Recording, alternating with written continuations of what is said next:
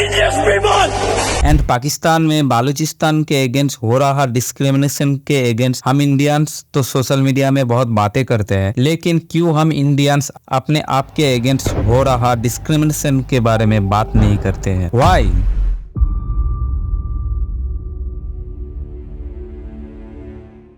Hello YouTube, 15 अगस्त साल 1947। I hope you all know what happened in that day। Yes, India को उस दिन आजादी मिली थी फ्रॉम ब्रिटिशर्स, बट ये आजादी एक कीमत पर मिली थी। लाखों करोड़ों लोगों की शहादत के साथ साथ इंडिया और एक बड़ा कीमत अदा किया था, वो था पार्टीशन। एंड एक कितना शर्म की बात है दोस्तों, 78th इंडिपेंडेंस डे आने वाला है एंड आज भी इंडिया को तोड़ने की या फिर इंडिया के पार्टीशन की बात मीडिया में सुनाई दे रहा है, समटाइम डायरेक्टली और समटाइम्स इनडायरेक्टली। इनडायरेक्टली मतलब जो इस मिसमैनेजमेंट को होने दे रहा है या फिर इस मिसमैनेजमेंट के लिए रिस्पॉन्सिबल है।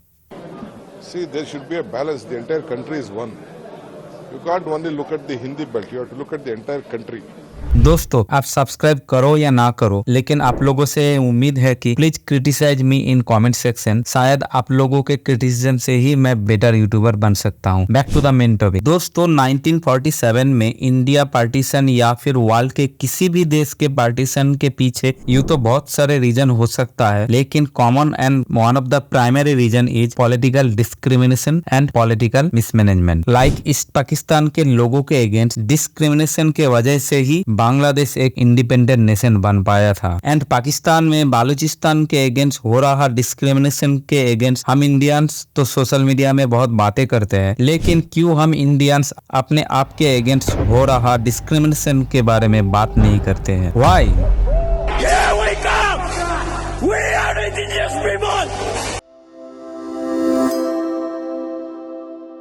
दोस्तों, India is a union of state which is federal in structure with some unitary features. Simple language में यूनियन ऑफ स्टेट और फेडरल सिस्टम में पावर डिवाइडेड होता है सेंटर एंड स्टेट के बीच, बट यूनिटरी सिस्टम में all powers controlled by central government only. So India is not a unitary और not fully federal. Actually India has a mixed structure of both unitary and federal, जहाँ पे कुछ powers dedicated to central and कुछ powers state के लिए भी दिया गया है। सिंपली दोनों गवर्नमेंट के तालमेल से ही इंडिया आगे बढ़ेगा या फिर दोनों गवर्नमेंट का जुगलबंदी जरूरी है। And its demands friendly relationship like father and son. As guardian, father का प्राइमरी रिस्पॉन्सिबिलिटी होता है फैमिली में किसी के साथ डिस्क्रिमिनेशन ना हो, हर एक का विश्वास हर एक के साथ बना रहे, wealth distribution proper and logical वे में हो। ऐसा नहीं है कि सन यानी कि इन दिस सर्कमस्टेंस स्टेट के तरफ से कोई गलती नहीं होता है, बट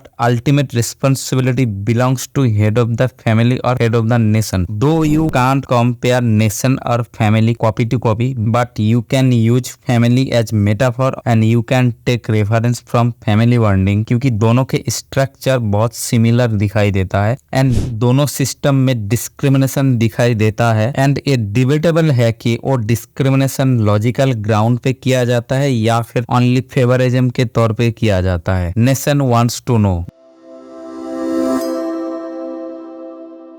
दोस्तों, अगर इंडिया का कभी भी पार्टीशन होता है तो कौन सा स्टेट सबसे आगे सेपरेट कंट्री बनाने में आगे आएगा? शायद आप भी मेजोरिटी ऑफ पीपल की तरह सोच रहे होंगे कि कश्मीर, बट कुछ स्कॉलर्स का कहना है वो स्टेट होगा तमिलनाडु या फिर द्राविड़-नाडु। दोस्तों, the concept of Dravida Nadu is based on anti Brahmanism movement जो अर्ली 19th सेंचुरी में स्टार्ट हुआ था। Dravida Nadu almost all south Indian state को कहा जाता है एंड लॉन्ग बिफोर पार्टीशन, शायद पाकिस्तान एज आइडिया डेवलप होने से पहले भी there were a movement for Dravida Nadu to build a separate country by justice party and its leader Ramasamy Periyar and CN Annadurai of DMK party. Finally partition के टाइम द्राविड़-नाडु को उतना political support नहीं मिला and after independence 56 reorganisation of state के बाद द्राविड़-नाडु possibility dilute होने लगा, but फिर भी टाइम के साथ द्राविड़-नाडु का डिमांड बीच बीच में दिखाई देता है। लाइक कुछ साल पहले Tamil Nadu chief minister welcome the demand of Dravida Nadu and recently after union budget 2024 Dravida Nadu या फिर साउथ इंडिया के लिए सेपरेट कंट्री का डिमांड फिर से मीडिया पे दिखाई देने लगा। यहाँ तक कि Congress MP DK Suresh from Karnataka directly demand for separate country for south India. दोस्तों ये माना जा रहा है कि फाइनेंशियल डिस्क्रिमिनेशन की वजह से ही फिर से एक बार द्राविड़ा नाडु या फिर साउथ इंडिया के लिए सेपरेट कंट्री का डिमांड मीडिया पे आने लगा है। बट दोस्तों मेरा ये मानना है कि इकोनॉमिक डिस्क्रिमिनेशन के साथ political discrimination and political mismanagement भी one of the leading cause है to demand for separate country for south India. दोस्तों 15 अगस्त 1947 यानी आज़ादी से आज के डेट तक इंडिया के टेरिटरी पे यूं तो बहुत बार इंटरनल एंड एक्सटर्नल थ्रेट देखा गया है and I believe external threat से फिर भी आप फोर्स यूज करके फाइट तो कर सकते हो, लेकिन इंटरनल थ्रेट के अगेंस्ट फोर्स और आर्मी यूज करना एक डिबेटेबल मैटर रहा है। दोस्तों रिसेंटली मणिपुर जब जल रहा था तब न जाने कितने ही जाने गए, कितने ही घर जलाए गए। सवाल ये नहीं है कि किस ग्रुप का गलती ज्यादा या कम था। वेरी ऑफन ट्राइबल और एथनिक या फिर रिलीजियस डिस्प्यूट में गलती फाइंड करना समंदर में निडल और सुई ढूंढने के बराबर होता है, क्योंकि दिस काइंड ऑफ मैटर्स बहुत इंटरकनेक्टेड और इंटरलिंक्ड होता है। बट क्वेश्चन इज इस डिस्प्यूट को रायट्स और दंगे में कन्वर्ट होने का मौका क्यों दिया गया। दोस्तों one of the longest CM of Indian political history Jyoti Basu का मानना था गवर्नमेंट अगर चाहे राइट्स और दंगा होने का सवाल ही नहीं पैदा होता। आप ज्योति बसु को एज ए पॉलिटिशियन लाइक और डिसलाइक कर सकते हैं, लेकिन matter is he is telling truth. So दोस्तों मणिपुर राइट्स में जितने भी जाने गए हैं फ्रॉम ऑल साइड्स, क्या वो इंसान नहीं था? क्या वो इंडियन नहीं था? Who is to blame?